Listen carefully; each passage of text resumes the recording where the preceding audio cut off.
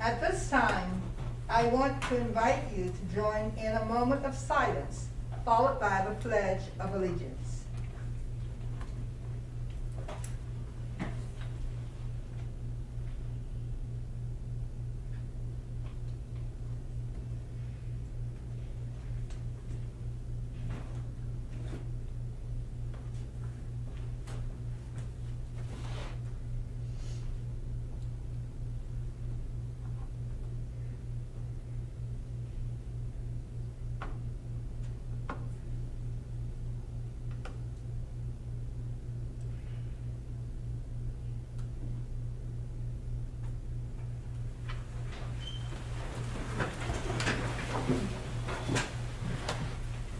I pledge allegiance to the flag of the United States of America and to the republic for which it stands, one nation, under God, indivisible, with liberty and justice for all.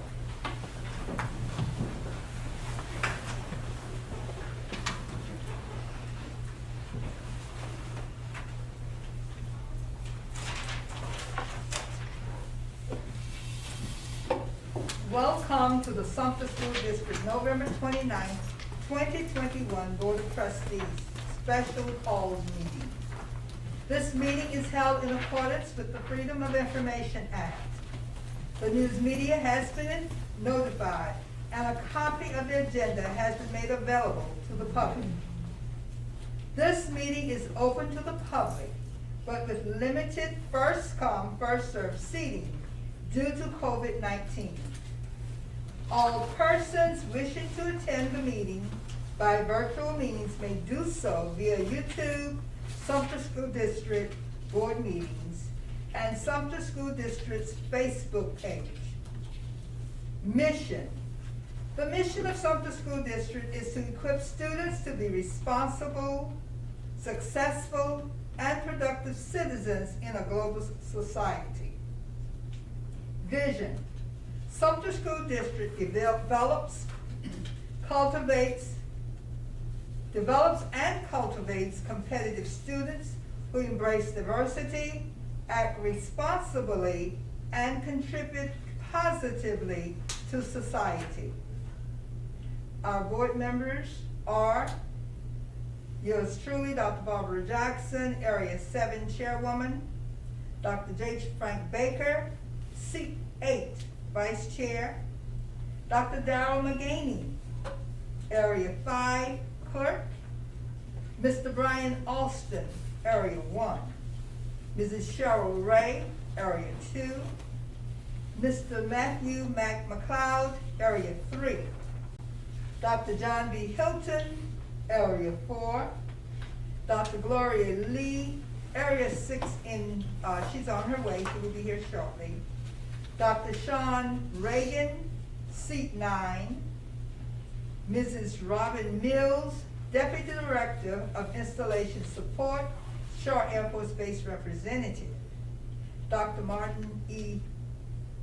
Penelope Martin Knox is our Superintendent, and Ms. Amy Hanson is our Administrative Assistant. This meeting is now called to order. I want to take this opportunity to welcome everyone back from the Thanksgiving holiday break, and we hope that you had a pleasant and enjoyable time with your family and friends. As always, I also want to thank everyone for the continued support of our school district. With no objection, the agenda will stand approved. The Board of Trustees will now enter into executive session 1 as listed on the agenda. I want to thank the public for joining us this evening, and we hope you will be with us when the board returns to open session. Trustees, is there a motion? Madam Chair, I move that we enter into executive session for receipt of legal advice pertaining to contractual matters. Is there a second? Second. Thank you. We have a motion and a second to enter into executive session for the receipt of legal advice pertaining to contractual matters. Is there any discussion? Please cast your vote.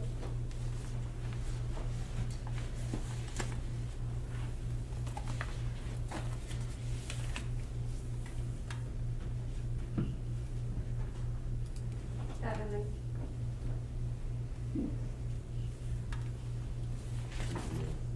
She said.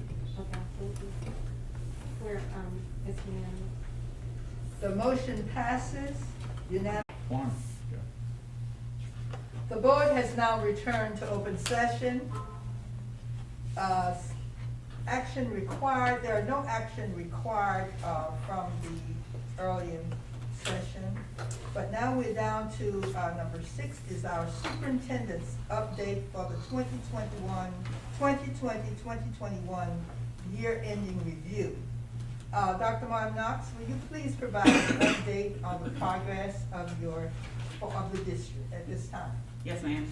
So good evening, Dr. Jackson, Vice Chairman Baker, members of the Sumter School District Board of Trustees, and to our Sumter School District community. As indicated, the presentation that you will see tonight will be based on the 4 goals that have been established from the onset of my tenure as a superintendent here in Sumter School District. Based on the ability to observe and listen and learn during my first year, it actually was a guide for the establishment of the goals for my second year as superintendent for the 2020-2021 school year. However, unbeknownst to me and the rest of educators around the nation, we had no idea that we would have the impact of COVID, but that did not stop the work. So the work must continue. So as we look at the 4 goals, the first goal is focused on academic achievement, the second goal on school climate and culture, the third goal is technology and operations management, while the 4th goal is the fiscal management of the district. And noting all 4 of these components will allow us to catapult the work forward, all in the best interest of children. When we look at goal number 1, the academic achievement, the goal is focused on fostering a learning environment which every student has the opportunity, or the greatest opportunity, to achieve academic success to become college, career, or military ready. We use the language of college, career, and or military ready because I do believe children need to have options when they graduate from high school in our school district. Putting them on one pathway limits them, and it is our responsibility as educators to continue to provide them with optimal instruction for them to select the pathway in which they desire to go. As I stated a few moments ago, we were not prepared for what we were going to be faced with as it pertains to the pandemic. So we really had to re-image what teaching and learning looked like in our school district. When we started the 2021 school year, we began the school year in a virtual capacity. While I know nothing takes the place of a teacher in the classroom with children, we started the year in a virtual capacity because it was the safest decision that needed to be made at that particular point in time. That decision was also based on the availability of staff to provide students with instruction and to transport them to and from school. So looking at the options that we provided last year, we had 3 approaches. The face-to-face approach, which was at the end of the school year, the virtual process, which we began in the beginning of the school year, and then we also had a hybrid model, which provided options for our parents to make the decision to send children to school or to learn in a virtual capacity simultaneously. We continue to focus our efforts on teaching and learning and making sure our students had opportunities to learn in a student-centered environment by providing rigorous, relevant curriculum and instructional resources for our staff throughout the district. As we know, we administered several surveys to gain feedback from our parents and our teachers when we were making decisions as to whether we would return to school face-to-face or in a hybrid capacity. It was most important that we had the voice of our stakeholders, as we know that this is a collaborative approach when educating our children. We provided professional development on the use of Schoology, which is the learning management system that streamlined the approach for us to provide students with instruction, to communicate with our parents, and so that our students would have access and ownership of their own learning. We continue to provide professional development on Wednesdays, when Wednesdays were our days for deep sanitization. So for the hybrid model, when we did return to school face-to-face in a hybrid capacity, we were able to comply with the guidelines identified by the CDC and the Department of Health and Environmental Control, making sure that our students were 6 feet apart. Again, this was a place and space where we could safeguard our students and their well-being. We continue to do the work inclusive of our parents and our staff as we developed a school reopening plan. That plan was developed and had to be submitted to the State Department of Education, and making our state superintendent aware of the process that we were going to take in terms of in terms of providing our children with instruction. We knew that while we were looking to determine which way was the best way to educate our children, we had to monitor the data. And so I'll talk about it a little later on when we talk about the partnerships that were maintained and held with our community partners in terms of looking at the data and the rates of transmission and positivity in our community, which was really the deciding factor about whether we offered face-to-face, virtual, or hybrid learning. The professional development opportunities for our staff, we had to make sure that we continued to focus on South Carolina's Department of Education standards, while also providing our teachers with NIAT training. And so we continue to do this in several ways by providing online resources for our staff while continuing to provide professional development. While we were doing the transition, we developed Google Classrooms for specific remote learning needs to provide strategies for students and the academic support and well-being. We had a collection of resources for our parents. We created videos for our parents to look, to view, so that they could provide supports to students when they were at home. And our students could also, again, engage in their own learning while they were at home. We utilized our district website and our district social media sites to make sure that we were communicating with our community on a regular basis. And then we provided live virtual professional development workshops. These workshops for our staff were for teachers, parapros, for our building service staff, just to make sure we were all on the same page as we were moving forward during the pandemic. For our children, we continue to deliver interventions by using our social workers and our psychologists, and students had the opportunity to interact with those individuals and our counselors in a virtual capacity. We also got to a place last year where we were able to utilize the shields to separate or to provide a safeguard for our staff and for our students. To start the school year, we began providing students with an opportunity to re-engage, if you will, in learning through our LEAP program. As many of you may or may not remember, LEAP stood for Learn, Evaluate, Analyze, and Prepare Camp, which was a requirement from the South Carolina Department of Education. This was face-to-face learning for those students who felt as though they needed it with their parents to make sure we were getting our children back into the brick and mortar of the school. We also offered instruction through an academic recovery camp. And again, these plans had to be formalized and sent to the South Carolina Department of Education for approval before we were able to implement. We also continued to do the Read to Succeed. We know that when our children were quarantined or when we were isolated during the times of the pandemic in the year prior to, we know that there were learning gaps that were going to occur. And so it was most important that we provided those opportunities so students could have the interaction with staff and teachers could assess students to see where they are to shape the instruction that was going to be delivered. We continue to monitor existing programs by reviewing the alignment of programs and making sure they're aligned with state standards. We continue to monitor the usage reports. For example, every day I get a report to see how many individuals were on Google Sites or were utilizing our social media platforms and or our learning systems to make sure that instruction was continuous and ongoing. But we also look to monitor students to make sure that they were engaged in a positive manner utilizing the devices. We continue to review and analyze data of student growth reports, while the State Department cautioned superintendents and educators around state to look very carefully at previous data but not make comparisons to the most recent data due to the influx of students participating and not participating in standardized or end-of-course assessments. That flexibility was provided to superintendents.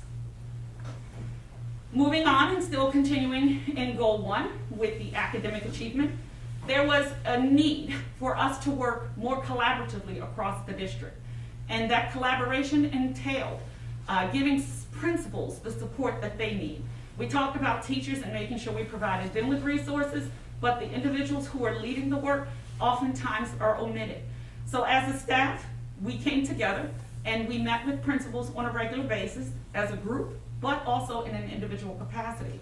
This collaboration was between the Executive Director of Academics, the Chief of Schools, and the Executive Director of Schools Student Support to provide support to our school leaders engaging in data discussions. And as you can hear, almost every point that we've talked about revolved itself around the utilization of data. During this time, we began the implementation of standards-based report cards in grades K through 2.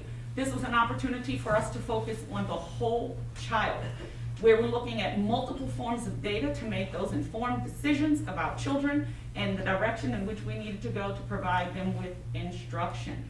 Again, we utilized Schoology.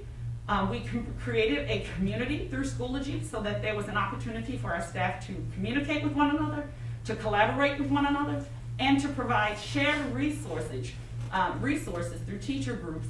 And this information was divided by content and grade level information. There are monthly vertical team meetings that were facilitated by the instructional leaders with school-based department chairs. Again, this allowed us to continue to streamline the work that we were doing, but to also make sure we were on the same page, providing support to our educators, because again, we had to re-image what instructional delivery looked like. None of us had traveled this road before, so we were learning as we went along. We continued to focus and strengthen the fidelity of AVID at all middle and high schools, as well as 5 elementary schools that offer AVID. In addition to supporting the advancement via individual determination approach and process, the ELA coordinator was appointed or assigned to be the district coordinator for AVID. This allowed us to provide support to the site-based managers of AVID while also giving support to our principals for implementation with fidelity. As you can see on this current slide, it's most important that we have an idea of what our school district currently looks like. You have 2 charts. The first chart is the rate of poverty that exists over the past few years in our district, and the other one is the number of students who are classified as homeless.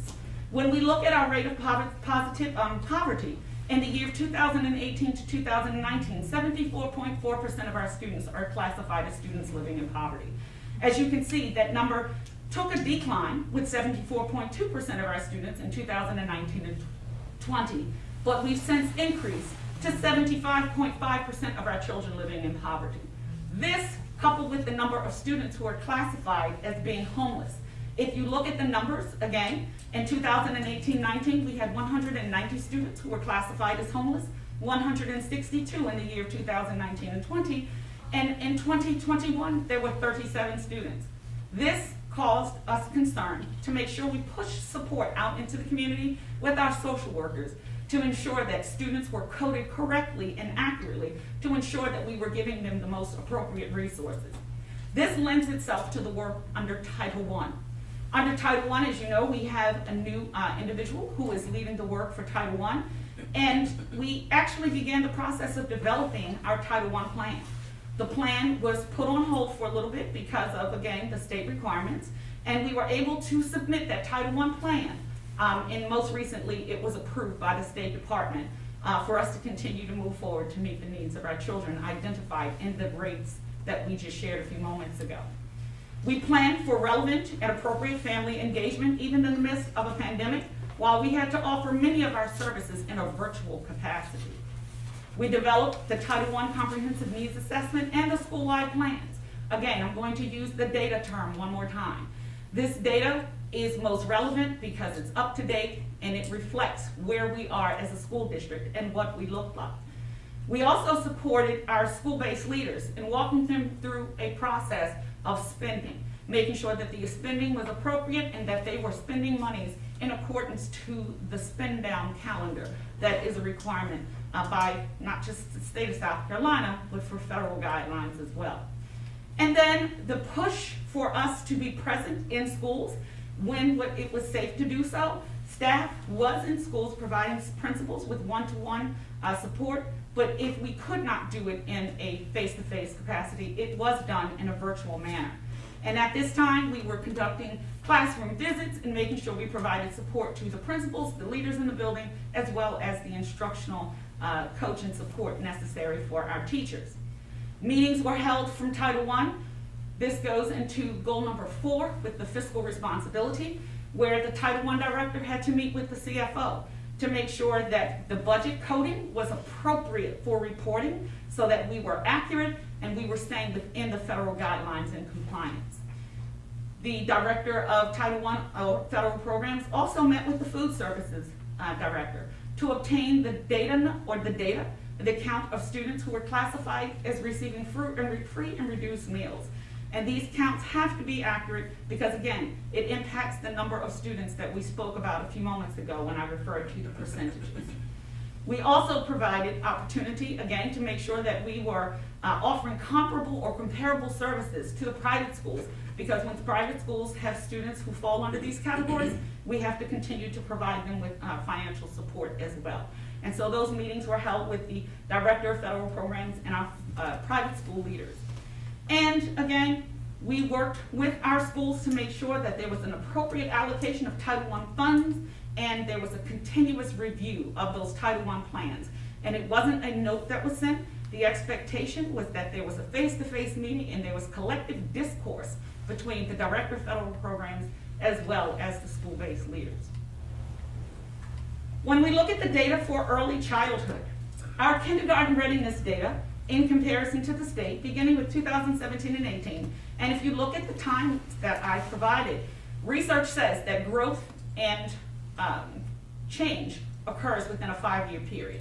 And so we utilize these data as benchmarks to determine where we are. So when we look at our kindergarten readiness in 2017 and 18, 19.5% of our students entering into kindergarten were classified as being kindergarten ready. In 2018-19, 26.1% of our students, in comparison to 37.2% at the state, were classified as being kindergarten ready. In 2019-20, 21% of our students were classified as being kindergarten ready, and there was a gap again between our school district and the student performance, where the state's data revealed 39.2% of our students were kindergarten ready. And then in 2021, 17% of our students were identified as being kindergarten ready. While there is a decrease in the number, there's still a need for us to ensure that more of our children are entering into kindergarten with the necessary supports so that they can be productive, because that beginning number impacts the end number. That beginning number impacts the graduation rates, which we'll talk about a little later.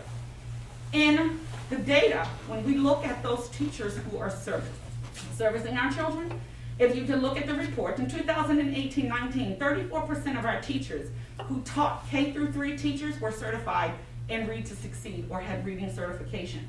In 2019, with the work of our Human Resources Department as well as with our school-based leaders, 97.9% of our teachers were classified as being certified in Read to Succeed. And in 2020-2021, 98% of our teachers in grades K through 3 were certified to teach reading. This is another reason for the emphasis on our early childhood process, which leads to the hiring of an individual who not only engaged in the work, but is able to support our leaders in concluding the work when students enter into kindergarten or into pre-K. With that being said, there's consistent and ongoing monthly academic meetings that are held with the pre-K teachers. The presence of our Director of Early Childhood Programs is definitely evident in our schools. The facilitation of monthly meetings with administrators, not just with the teachers, but with the administrators as well, to reinsure the expectations and to make sure that we are registering our students in a timely and an appropriate manner.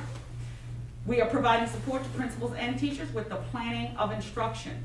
And this isn't just about sending emails to individuals saying this is what we expect. but this is about, again, staff being in schools, modeling and providing the appropriate support that is necessary for the growth and development of our teachers, which translates into the growth and development of our children. And then there's the opportunity for collaboration and planning with pre-K centers in the community to align academic and social expectations before students even enter kindergarten in the district. So there's a lot of work that is taking place with our Director of Early Childhood Programs, and the work will continue as we need to make sure that our students are prepared for kindergarten and beyond. One of the goals was also to focus on gifted and talented. When we look at the underrepresented student population, when we look in 2019, 2020, and 2021, there has been a 3% growth of the number of students who were underrepresented in receiving GT services. And that was done through a collective effort, again, with the director who oversees the GT and ESOL program, as he continues to conduct data reporting. Again, the data should not just sit on the shelf. It has to be a utilization of a data tool to make the decision as to what's best for children and moving forward. Again, not sending emails, but making sure there's a constant presence of individuals in the school providing support to our principals and to our teachers. Staff was actually provided with training on the use of data tools such as the Rally Analysis Platform, making sure that not only are we talking about the data, but we are utilizing those tools that are provided to us through the State Department, as well as those tools that we purchased as a district to disaggregate the data, to individualize and personalize, going back to what I said earlier about the academics, and looking at the profile of the South Carolina graduate to ensure that we're meeting the needs of our children, as our end goal is to ensure that we are graduating them college, careers, and or military ready. We also unpacked the school report cards. There was a presentation done a couple of months ago to the board and to the community where we unpacked the school report cards to identify trends and patterns. Again, the report card is just not a data point for us to look at and say whether we're doing okay with. It's a matter of disaggregating that data and making sure we're putting the appropriate supports in place for our students and for our teachers. When we look at the numbers, again, the students who have not been identified at a younger age, there's still opportunity. It's an expectation of mine that students are given the opportunity to be identified as gifted and talented. While one student may not be gifted in English, they may be gifted in math. And so I don't believe we need to deny the opportunities for children to have access to rigorous instruction that will continue to challenge them as they are students here in the Sumter School District. When we're looking at the efforts of our STEAM, we've begun to employ Project Lead the Way, which is another opportunity for the incorporation of science and hands-on learning with our schools and with our students. Through Project Lead the Way and a collaborative learning experience, we utilize technology enhancements and have provided our staff with professional development to ensure that we are continuing to move forward with our STEAM or STEM approach. We have another school that was added to the national STEM accrediting approach, and that was Bates Middle School last year. And so we now have 2 middle schools that have national accreditation, and that's Bates and Alice Drive Middle School. We continued the development and the expansion of business partnerships through ongoing meetings and discussions to ensure that we're providing those opportunities for our students who are in CTE so that they can have real-world experiences. If you look at the numbers in the chart again, in dual enrollment in 2019 through 20, we had 635 of our students who were enrolled in dual enrollment courses. In the year of 2020 to 2021, we had 682 students who were dually enrolled. If you look at the CTE enrollment, there's a couple of figures there. The CTE courses that students had access to, the CTE completers, and the national state credentials, those students who received national state credentials. In 2019, we had 2,680 students enrolled in CTE courses, and 303 of those students completed the CTEs. In 2020, we had 2,946 students enrolled in CTE courses. Again, you can see that the efforts are there. That is inclusive of our school counselors as well as our school leaders, ensuring that we are providing students with optimal opportunities while they're in school. So 2,946 students were enrolled in CTE courses. We also had 274 with CTE completers, and 111 of those students received national or state credentials. In 2021, that number was at 2,923, for those students who were enrolled in CTE courses, and 300 of those students took CTE completers, with 143 students having national or state credentials. We continue to review and evaluate programs to ensure that there's an alignment, but we also, in collaboration with CCTC, provided opportunities for all of our high school students within CTE to earn OSHA 10 and or microburst certification. When we look at our dual enrollment in CTE, we reviewed those numbers as well, but these are increased opportunities for the quality of real world experiences, or the soft skills, which we know that most of our employers or business partners are looking for in our students. This is a continuous discussion, as there's an emphasis on school-based experiences or hands-on experiences for our children, which goes into the partnership that we have with the South Carolina Career Information Systems, OSHA 10 certification training with CCTC, microburst employability skills training, emerging leaders program for selected 11th graders in collaboration with the University of South Carolina at Sumter, Sumter Economic Development, or the LINK, and the City of Sumter, and virtual field experiences and studies through Coca-Cola, Caterpillar, Continental, Becton Dickinson, Boeing, and Shaw Air Force Base. And again, we put the experiences out there for our children, and last year, again, there were challenges, as many of the businesses were not providing that face-to-face opportunity, so we found alternatives to allow our students to continue to learning in a virtual capacity or with a modified schedule. When we look at the professional development around our students and discipline, we knew that coming into the school year that there were going to be challenges, as students have been quarantined for quite some time. Students have been away from the brick and mortar, so it was most important that we began the process last year of transitioning our children to the brick and mortar of a normal school. So professional development was provided around social emotional learning. Many of us have not recognized and continue to recognize that our students have been involved in traumatic experiences. This is what we call adverse childhood experiences, or ACEs.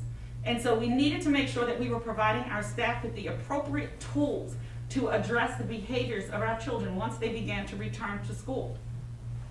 The professional development that was offered was focused on suicide prevention, which is very, very much a needed professional development at this time. School safety through online training modules, where teachers and staff could take these modules at a time that was appropriate for them, that were related to bullying, conflict management, managing stress and anxiety, the coronavirus, where they could learn to disinfect and clean their own workspace, de-escalation strategies, as well as disruptive student behavior and student mental health awareness. These matters are serious and are taken serious. So if you look at the bottom chart, where there were prompts that were provided with a survey that parents engaged in, where the parents were asked the question, does my child feel safe? 86.6% of our parents agreed that their children feel safe. Parents were also posed, teachers and staff prevent bullying at my school. 69.8% of our parents said they agree with this, but that number's not high enough. So that shows me that there's work that we need to continue to engage in with providing our staff with the tools necessary to intervene where bullying may be occurring. In terms of teachers' response, I feel safe at school before and after school. 96.3% of our staff indicated that they do feel safe. And teachers, rules are enforced at my school. Again, another area where we need to continue to focus on, as 87% of our staff agreed with that. When we look at the data in terms of suspensions, excuse me, in 2017 and 18, there were 2,926 student suspensions across the district. When you look at the research across the nation, student suspension and disproportionality is a major area of concern. And so while we continue to provide our students and our students with opportunities to understand appropriate ways of learning, we also need to make sure that we're providing our staff with the appropriate tools to help shape their behaviors. In 2018, 2019, 2,934 students were suspended. In 2019, 2020, 2,208 students were suspended. If you look at the 2020, 2021 numbers, 318 students were suspended, but those numbers primarily occurred towards the end of the year. So if we statistically took the 318 students who were suspended and put it across 4 quarters, that number still is lower than some of the other numbers that we have discussed here this evening. So when we talk about additional resources provided, resources regarding classroom management, student discipline, and students, these opportunities were addressed through professional development. We talked about the suicide prevention, but we also created a student suicide prevention committee where teachers come together and professionals come together to identify ways in which we can combat and provide our students with the supports necessary to make sure that they're not having suicidal ideations. When we look at the behavior threat assessment, this is another component that we've looked at. Our students have, again, experienced traumatic experiences, and it's most important that we provide our staff with the appropriate tools in order to address the students' behavior. The trauma-informed practices, restorative practices. The restorative practices actually evolved from restorative justice, which is a process that has been utilized in Switzerland and was utilized for those who were incarcerated. And so to restore them and to return them back to the public setting, the restorative approach is something that has been nationally an improved approach to help our students understand that once you make a mistake and you are engaging in disruptive behavior, we need to restore you because trust is broken, the environment is disrupted, and the question remains, how do we return you back to school and to prevent you from continuing to engage in such behaviors? The other component is about educator self-awareness. It's our responsibility to make sure that as adults we're responding to children appropriately as well. So there was access to that. We focused also on the truancy component, and we also offered zones of regulation. And zones of regulation is usually an approach that you see utilized in classrooms where students receive special education services. There's also a partnership between the South Carolina Department of Mental Health to support our students, but there's also a referral process that goes along with it. And so it's most important that our staff recognize the needs to make those referrals when they deem appropriate. But before you can make the referrals, you have to understand and recognize the behaviors. And so that's the work that we're continuing to engage. We've also allocated additional behavioral support staff by adding a part-time board-certified behavior analyst and 2 full-time registered behavior technicians to support restorative and preventative approaches to student behavior and student behavior and management. We also offered additional efforts to engage students in order to recapture our students during the pandemic.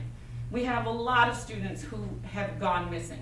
And what do I mean by missing? I mean they are homeless, they've lived with other relatives, and we've talked about this before. So if you look at the data charts that's provided on this slide, for the year 2019, we had 21.48% of our students who were identified as truant.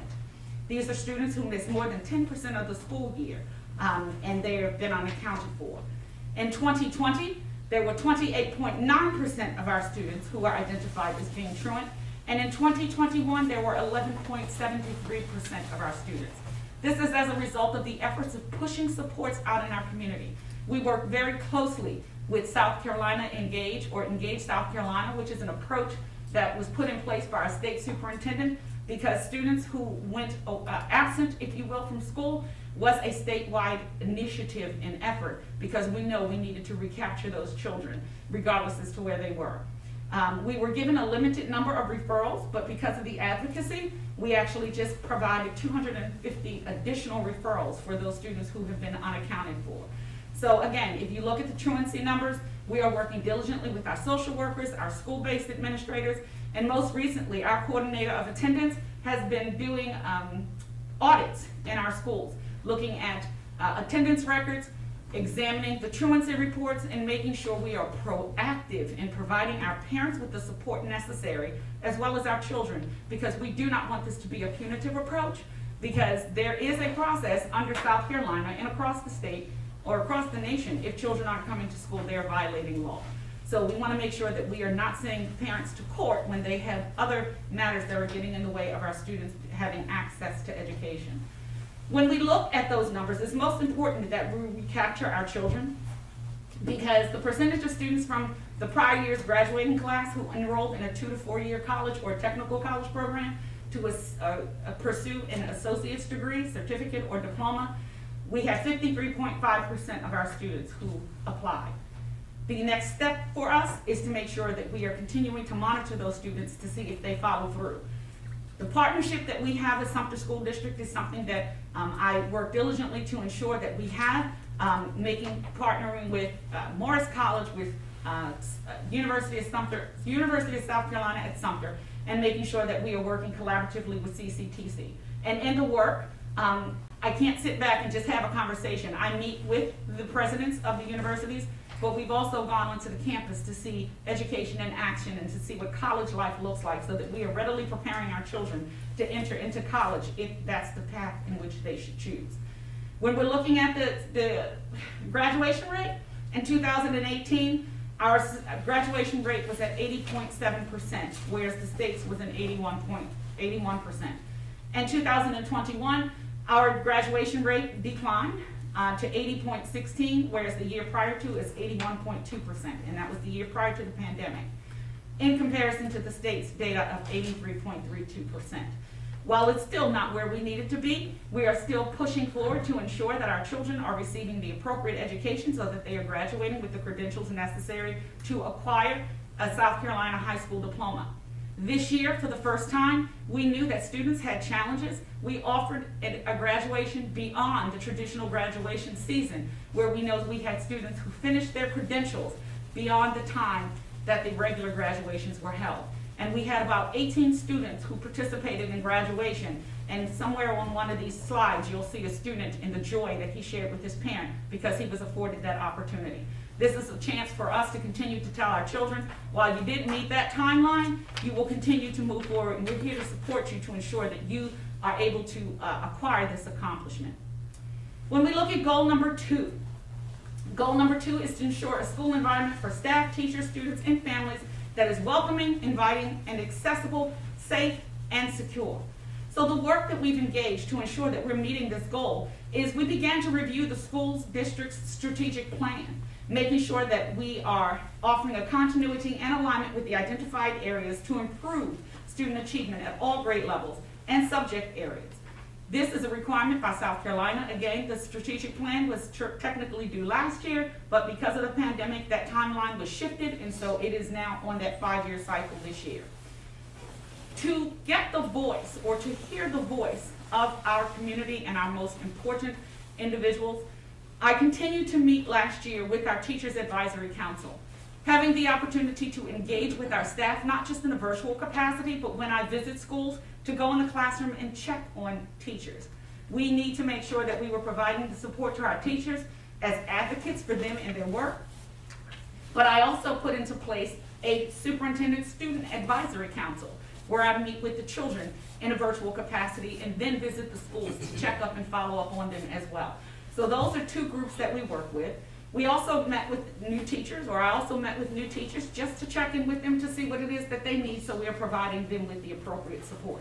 We also did the same thing, with the new administrators as well. This process allows me to validate the voice of those individuals who are in the work. This is who we work for and what we work toward. We placed a high value on employees last year. Because we were in a virtual and a hybrid approach, we didn't need the employees that we had. But placing a value on the human capital, we did not lay off not one individual last school year and kept them employed while we were going through the pandemic. This was a reassurance for our community and for our staff that we value you and we respect you, and you had no control over what we were experiencing in terms of a nationwide pandemic. We also developed focus groups, to go back to something we talked about a few moments ago, developed focus groups to focus on the discipline safety of our schools by looking at our policy to ensure that there was an alignment to state law and to state expectations, as well as federal guidelines for our SROs. And so the focus group continues to meet to make sure that our policy is relevant and it is up to date. We also place a high priority on our leadership, providing professional development for our leadership team to make sure that we're not just wearing a title, but we're providing the support to our schools. The professional development was offered not just to executive staff, but for extended leaders, and that's for those who are classified as coordinators and higher in terms of the work within the school district. And so once a month, I meet with that entire group of individuals, and our focus is always on leadership and what we do to benefit the growth and development of children and supporting our leaders in the schoolhouse. We address complex personnel and staffing matters. There were times last year where we had schools that didn't have administrators present due to them having to be quarantined or isolated. The executive leadership team, inclusive of myself, were present in schools doing bus duty, cafeteria duty, class coverage, whatever was necessary to continue to keep the school operating and running effectively. We knew that those matters were out of our control, but the support was necessary for the operations of our schools. There was an approach that we took. Thank you, Mr. Cato. I appreciate you. We provided, it began in 2019 and 20, where we began with what we called an evening of reading. This is my chance to go into the households of our students to continue to provide them opportunity and access to reading while also having them interact with an adult. This was also an approach for us to ensure that when our parents got home from work, they could still take time to decompress, because they did not, of course, with the work that they engaged in, have time in most cases or didn't have the strength to continue to engage with children upon their return to home.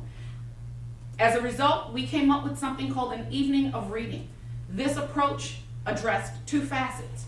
It allowed me to interact in a virtual capacity with our children, but it also allowed me to bridge partnerships with business communities and partners.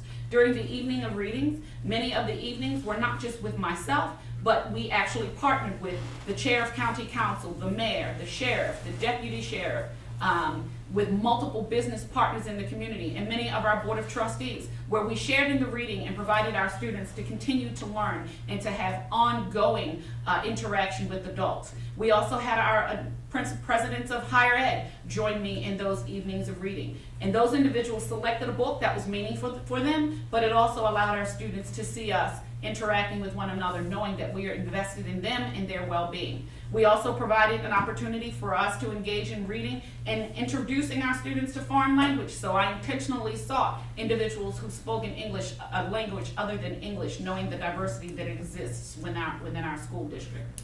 The embedded professional development for staff, we continue to gauge where our staff needed professional development. It wasn't just putting professional development on the table for our staff, but we differentiated the approach by doing surveys and getting the feedback and the information from our staff based on what they needed. And so this allowed us to shape the professional development, and at the end of the professional development sessions, we also admitted a survey to see if it was relevant and if it met their needs. When we talk about communication, communication is key and so important. We maintain open and ongoing communication with the community through letters that were accompanied by videos, as well as surveys to elicit community feedback regarding the reopening of schools. This information we gleaned a lot of information from this approach, and so we are very appreciative of those from all facets of our community as they provided input in the work. We provided mental health services through EAP, or Employees Assistance Program, by making sure that our staff had the support that they need, but also making sure we addressed those ACEs that we talked about a few moments ago in terms of the adverse childhood experiences. Again, we regularly communicated with our families using multiple platforms. There was an opportunity where I had to go into Facebook Live to address questions that were posed. We utilized social media, letters, videos, the district website, television and print news, radio announcements, as well as EduLink. When we talk about the partnerships, we were very proud last year as we applied for and met the criteria to receive and be recognized as a Purple Star School District in support of our military students and families. So you take the pandemic, you take the approach where our students are moving from state to state and from country to the United States. They have a lot that they've endured, and so we committed ourselves to making sure we will do the very best to ensure that our students had a smooth transition as they entered into Sumter School District, while minimizing the transitional approaches that usually get in the way of them being able to do so in a timely capacity. We also celebrated our schools by welcoming our military families and continuing to celebrate them when they arrive into our school district. During the challenges of the pandemic, we continued our recruitment efforts. As for the first time, we had a virtual recruitment fair, and it was very well attended. We actually did a survey for that and received so much positive information, and we acquired so many who wanted to be a part of Sumter School District. And we had to continue our efforts so that we can attract, and not only attract, but retain our quality staff. So again, we did recruitment fairs that were virtual, we did interviews that were virtual, we did television commercials, radio announcements, and the use of several social media platforms to attract as many as we possibly could. And not just attracting people just because we could, but making sure we attracted quality individuals. I'm sorry. We worked collaboratively with the Santee Lynches, and we are in the process of now receiving a grant to support the protection of our school buses by receiving a UVC device for our Sumter School District buses. We are working very closely with Chris McKinney, who is leading that effort to make sure that our students can continue to come to school in a safe manner. And again, our bus utilization is very important because last year when we were delivering foods to our students, we used our buses to deliver those services as well. When we look at moving forward, it's most important that we examine teacher attendance rate. This also is a telltale sign when we are dealing with staff morale and moving forward. We know that we have challenges in our community and across the nation with staff morale because our individuals have endured a great deal. But when we look at teacher attendance for the 2018-2019 school year, our teacher attendance rate was at 94.2%. For those teachers who returned from the previous year, our teacher return rate was 87.4%, and that was in 2018 and 19. And teachers returning from the previous year for a 3-year average was at 86.3%. In 2019 and 20 for the teacher attendance rate, because we had multiple ways for teachers to deliver instruction, attendance was not captured during that time. I would also like to say that when we were looking at meeting the needs of our staff last year, we did not charge them, if you will. If they had to be quarantined or isolated, we did not charge them the use of their sick days. Even when the state pulled back on the timeline where we didn't have to offer that approach for our staff, we as a school district made the conscious decision to again invest in our people and not utilize their sick days and sick time when they were isolated or quarantined. When we look at the teachers returning from the previous year to the current year, 87.8% of our teachers returned, and those who returned after a 3-year average was at 87%. For the 2020-2021 school year, a teacher attendance rate was 95.6%. So our teachers were coming to work and they were giving their very best each and every day. Teachers returning from the previous year to the current year, 90.9% of our teachers returned. And when we look at our teachers who are returning from a 3-year average, it is at 88.7%. And again, while we attract and retain our staff, I do have the numbers from the state and they're similar to the state number, but we have to make sure that we attract and retain teachers to continue to provide our children with quality instruction. We expanded the hashtag Teach Sumter campaign, again, as we utilize billboards. If you drive up and down Broad Street and throughout Sumter, you would see the billboards, and we extended those beyond Sumter to make sure that we were attracting individuals to our school district. Again, we used radio, television, social media, and we reached a more diverse and a broader audience. Through our Department of Human Resources, we recognized 3 new and 2 renewed National Board Certified teachers in a virtual ceremony that was held during the school year. We trained 25 teacher leaders to serve as mentor coaches to support teachers new to the profession, adding a total of 228 trained mentor coaches in our school district. And again, as I stated, we had multiple opportunities to have job fairs, but we held additional recruitment fairs because the competition is real. We continue to have our recruitment fairs to retain or attract quality food service, transportation, maintenance facilities, and student support staff.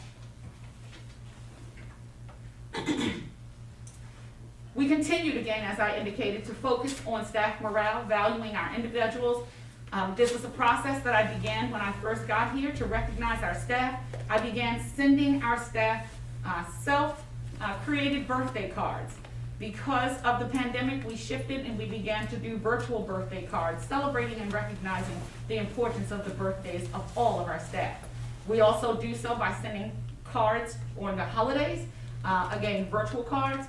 And last year, because we focused so much, our district office staff, many of them did not take vacation. They continued to work through the summer and through the pandemic without taking a vacation, and it was most important that I recognized them as well. And so we had sweet treats for the district office one day last year. We recognized, again, our students and staff, especially those who were new to the district, by celebrating and publicizing those individuals to welcome them to the school district, by taking their pictures and putting them out on social media platforms so individuals could see who was being hired and so that we can welcome them with open arms. When we talk about the compliance part in terms of policies and making sure we were moving forward, the following are actually audits that were conducted for the school year, and they were actually had no findings. So we had the Career and Technology Education Audit, we had the Medicaid Desk Audit, Title II Audit, Food Service Seamless Summer Audit, Alternative School Monitoring Audit, Human Resources Desk Audit, the Procurement Audit, and all of those audits were returned with no findings. And I just found out most recently that although the Financial and Compliance Audit was completed before and it was approved with no findings, we are right now in the process, we have a preliminary word that our audit will also come back with no findings this time. And due to the moving forward, we will not be audited in the area of Title I, II, III, IV, or V for the 21-22 school year for the clean audits that we've now experienced. We talked about the professional growth for staff, but I will now talk about the professional growth for me as a leader. You cannot lead the work if you are not engaged in professional growth. And so during the time, I attended what was required for the superintendent's roundtable meetings. Those are once a month meetings that are held with the South Carolina Department of Education as well as for SCASA. And there's also an opportunity for me to meet with the Midland superintendents. And sometimes we met in a bi-weekly capacity and sometimes in a monthly capacity. This allowed me opportunity to not only listen to what was occurring in other school districts, but to learn and grow from them as well. And I will say this is an opportunity where superintendents come together and we share everything. We share best practices, ineffective practices, whatever it is that's necessary for us to continue to move forward for children in our district. I continue to engage in professional development, which was also for personal reasons as well, because I know that I need to continue to grow as a leader in order to be the best and the most effective for the work that's necessary here in Sumter. And so I participated in the South Carolina Department of Education Financial Boot Camp. This was around the time when we were getting the ESSER monies, and yes, I know we have a chief financial officer who's responsible for that in order to provide the appropriate support for her and to make sure that there was a collaboration in terms of identifying the ways in which monies should be spent. I too engaged in the financial boot camp. I also attended the SCASA, Developing School Leaders Innovative Ideas Institute, which was a virtual professional development. And I will also say that I participated in the Center for Executive Education Leadership, and I received the silver designation for completing all of the sessions and for completing the leadership readings. I participated in ongoing professional development activities throughout the school year, not just here in South Carolina, but for the AASA conference and other opportunities that were provided for leaders across the nation. I also had the opportunity to attend community events, which gave me an opportunity to interact with my neighbors here in the Sumter School District. Those were attended both virtual and in person. There is an extensive list that has been provided to the board with all of the events that I participated in. I thought the list was too long to include in this presentation, but there is access to that information. I also attended events to serve as a guest speaker and or presenter. And so this was again an opportunity for me to interact with the members of our community right here in Sumter and across South Carolina. And when we talk about the awards and recognition, I was very proud to know that I was being inducted as an honorary commander for the Shaw Air Force Base. That was very a prestigious recognition for me to continue to work with our servicemen and women at Shaw Air Force Base as well as our base commanders.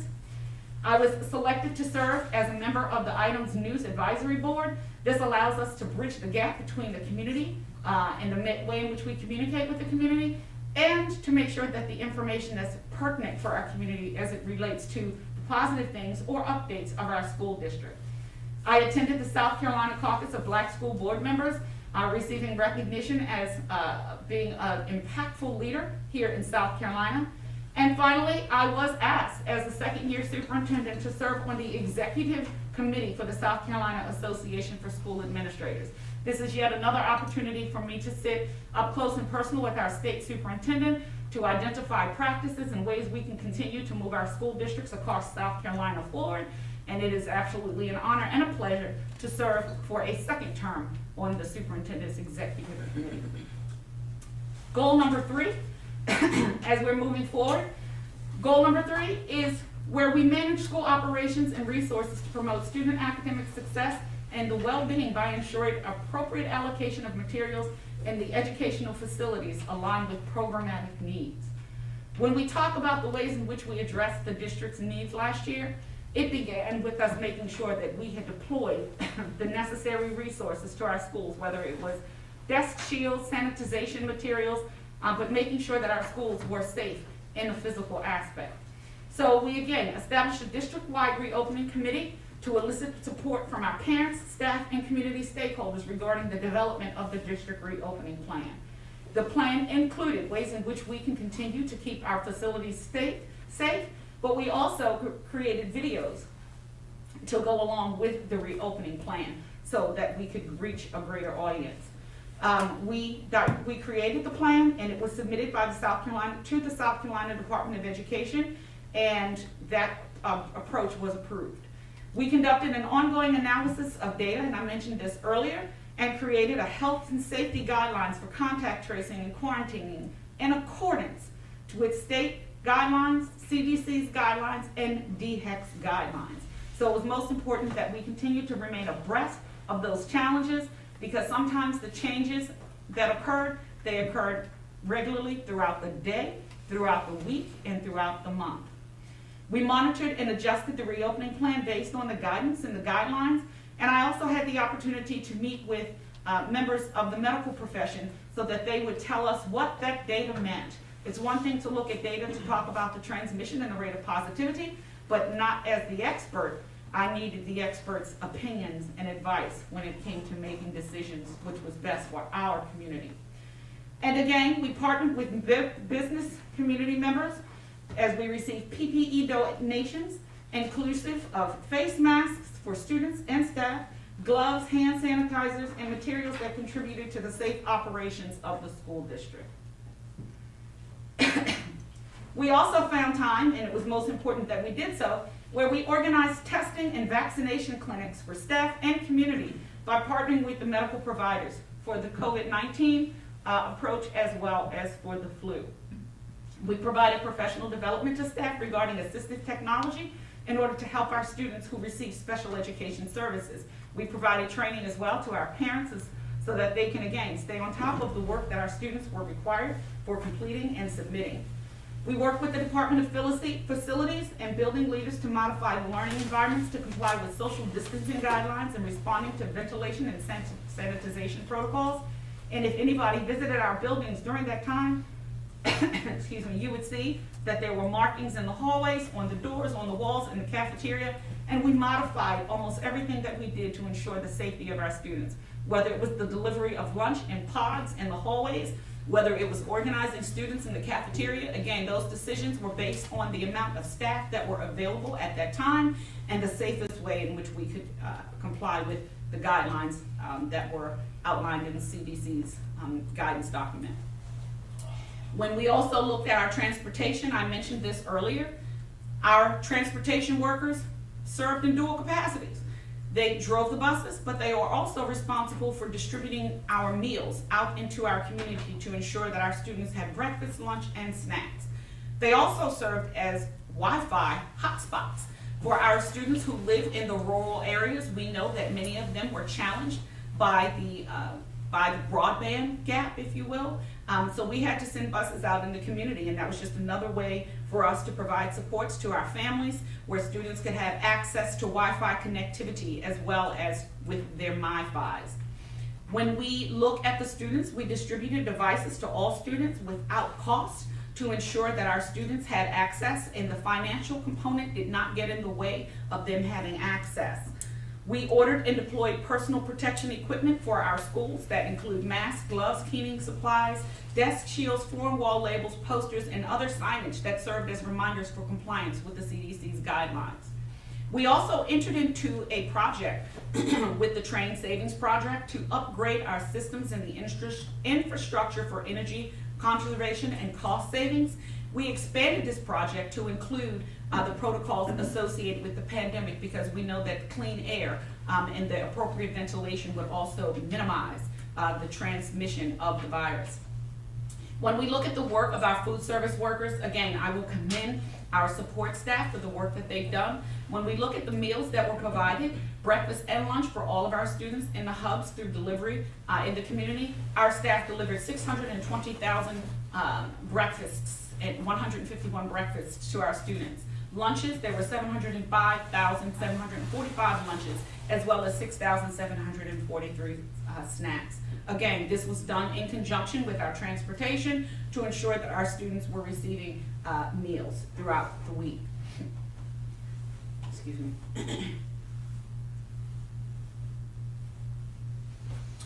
Sorry.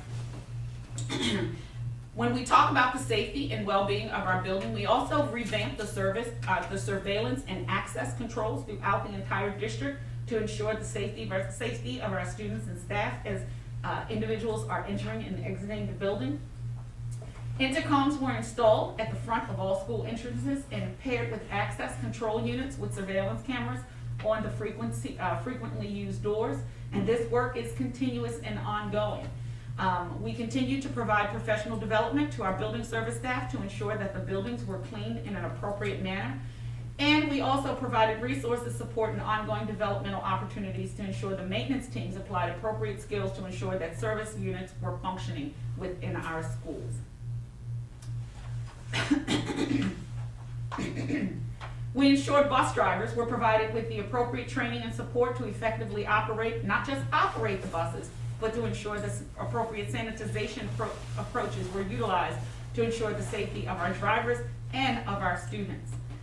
One of the bigger tasks was the finalization of the transition for our students who attended what was once known as the Brewington Academy to what we now call the Sumter Academy for Support and Intervention at Crossball Park. We continue to do that work, engaging the members of the community and our staff to ensure that the services and supports that we are providing to our students are not just for a punitive approach, but for a restorative approach, for them to return back to the regular school setting with a change of behavioral approaches. We deployed devices and monitored equitable access of technology for our students and staff. We evaluated the needs of all students to minimize the digital divide that I spoke about a few moments ago when we talked about broadband access. I also talked a little bit about the use of, or the issuance of MiFis. We continue to issue MiFis for our students to have access to the buses that we're sending out into the community, but we also partnered with our business communities to ensure that if our students were to go to a business establishment, that they were able to have access by using the MiFis. We continue to review and revise policies adjusting to the state, federal, and local guidelines when it pertains to the operations of the school district during the pandemic. We also assigned instructional technology specialists to our schools, providing localized and individualized support to integrate technology into the instructional program. And now we will move to goal number 4, which is the fiscal impact. Fiscal management. The operations of the school district in a fiscally prudent manner while balancing the educational needs and opportunities in an effort to make the fund balance improvement. This was, again, a large financial contribution when we look at the ESSER funds that were given to the school district. But prior to us getting into the ESSER funding, we continue to monitor the expenditures in the budget of federal programs such as Title I, II, III, IV funding to ensure that there's an alignment with state and federal guidelines. I spoke to you about this a few moments ago when we talked about the audits that were occurred, and the audits came back with no findings for the school district. We provided reminders to schools of the established spend down calendar for the timely expenditure of Title I funds. We continue to manage CTE, state and federal funds to support current and innovative CTE programs, monitor the financial impact of COVID-19 and the impact on the operations and identified needs for resources, and the ESSER funding, which is a one-time restricted funding that must be spent on allowable categories. This money must be spent, and if you look at the chart, you'll see the timeline of the funding that it must be spent. And so in total, we received $82,101,525 in ESSER funding. ESSER 3, which was the last amount of money that we received, we're still waiting on approval for that. But when you look at the expenditures were all around what is needed in our schools to safeguard our schools and protect them in the manner in which they should be sanitized and clean. But also 20% of the ESSER funds have to be spent on what's classified as learning loss. The federal, state, and local funds were used appropriately to support learning for targeted groups. Our approach that we utilized had to be submitted to the state for approval, and as I said a few moments ago, we're still waiting for approval for the final utilization of ESSER 3 funds. We reviewed and adjusted the needs based on student participation, staffing needs, and required resources. I worked very closely with the Chief Financial Officer, and during that time, we provided regular training for the district on budget operations, and budget development. It's most important that those who contribute to the successful movement of our budget understand the why of the budget.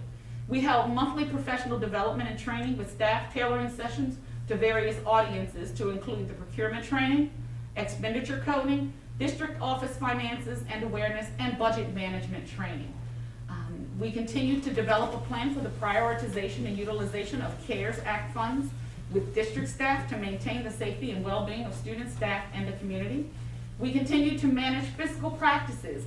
This is one of the keys that it contributed to the increase in the fund balance, which we continue to re-emphasize the importance of internal controls with proper segregation of duties, holding departments accountable for following the accounting procedures. And this was not just the responsibility of the bookkeepers, this was the responsibility of all the bookkeepers, the principals, and with district office staff.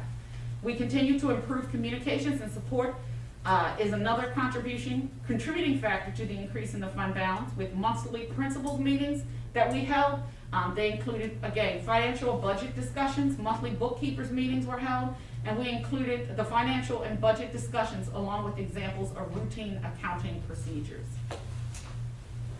Overseeing the budget is something that occurs on a weekly or bi-weekly basis with meetings with me and the CFO to remain apprised of where we are in terms of the budget and making sure that we are allocating funds appropriately. The monthly presentation to the board is conducted with updated projections each month. We continue to evaluate spending and seek ways to improve spending to ensure educational needs and opportunities are being met. We continue to meet with school-based leaders to ascertain their input on the budget. It is most important that we include the voice of our school-based leaders, who ultimately and as well get impact from their staff, but we also make sure that we have the voice of our community in this process. Members of the executive team participated in budget meetings with each principal to discuss individual schools' needs, and this is done on a one-on-one basis. And in the spring of 2021, we were able to present a budget to the community, and a budget was passed by the board in June of 2021. The beginning of the year's fund balance as of July 2020 was $125,374,378. The projected change in fund balance for the fiscal year of 2021 is $7,102,049. This will result in a fund balance of $32,476,427. The required fund balance has been discussed several times when we have board meetings or when we have the finance meeting. The fund balance is for 8.33% or 1 month's operating expenditures. The projected fund balance results in 26%, which is just slightly over the 3 months operating expenditures. And while we were able to issue our staff a retention stipend, that was not a part of the 2021, but it was a direct cost from the 2021 fund balance. And so at this time, I will conclude the presentation with going back to our motto, because this is our way forward. And I am very grateful for the work that has been done here in Sumter School District. I am appreciative of the staff that have worked diligently to ensure that we're able to continue to operate our school district. I'm very proud of them. And, you know, to talk about resilience, we are very resilient here in Sumter community. And so together, Sumter, for every school, every student, every day, we are #Sumter Strong. This, at this time, Madam Chair, concludes the presentation regarding the goals and the progress moving forward. And I apologize for the call. Thank you, Dr. Martinovsky, for our update on the progress of the district on the way forward. At this time, are we ready to enter into executive session? Or are there any questions? If not, the Board of Trustees will now enter into executive session 2 as listed on the agenda. We hope you will be here with us when the board returns to open session. And if you're unable to be with us at that time, please be safe and please have a pleasant evening as well as the week as it unfolds. Trustees, is there a motion to enter into executive session? Madam Chair, I'd like to make a motion that we enter into executive session for receipt of legal advice pertaining to contractual matters. I'm sorry, Mr. Austin, that should say contractual/personnel matters. Madam Chair, I'd like to enter into executive session for receipt of legal advice pertaining to contractual or personnel matters. Second. Okay. We have a motion and a second to enter into executive session for the receipt of legal advice pertaining to the contractual and personnel matters. Is there any discussion? Please cast your vote.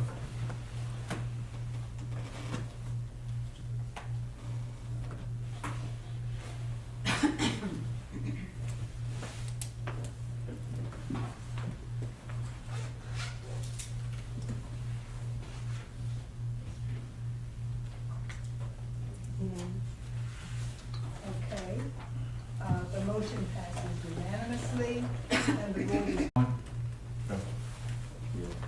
Okay, trustees, do you have a motion related to executive session? Yes. No. Motion. You gotta come out of executive Oh, I'm so sorry. Executive session. Okay. Okay, we are now, we're returning to open session. I'm sorry. And, at this time, we're down to 9.1, any action related to executive session. Trustees, do you have a motion? Yes, ma'am. I have a motion to adopt the format proposed by the superintendent and discussed by the board in executive session to evaluate the superintendent at the special call meeting on December 14th at 6 p.m. Second. Okay, is there, okay, a motion to adopt the format proposed by the superintendent and discussed by the board in executive session to evaluate the superintendent at a special call meeting on December 14th, 2021 at 6:00 p.m. Is- Voice vote. Is there any discussion? Please, let's do voice vote, or raise your hand.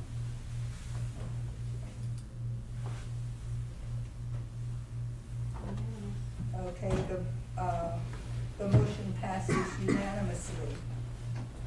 And to all our meeting participants and viewers, please continue to take the necessary steps for yourselves and your families to remain safe as well as healthy. Thank you for being with us this evening, and we look forward to you joining us at our regular meeting scheduled on December 13th, 2021. There be no further business. This meeting is adjourned at 8:31. Thank you and have a good evening.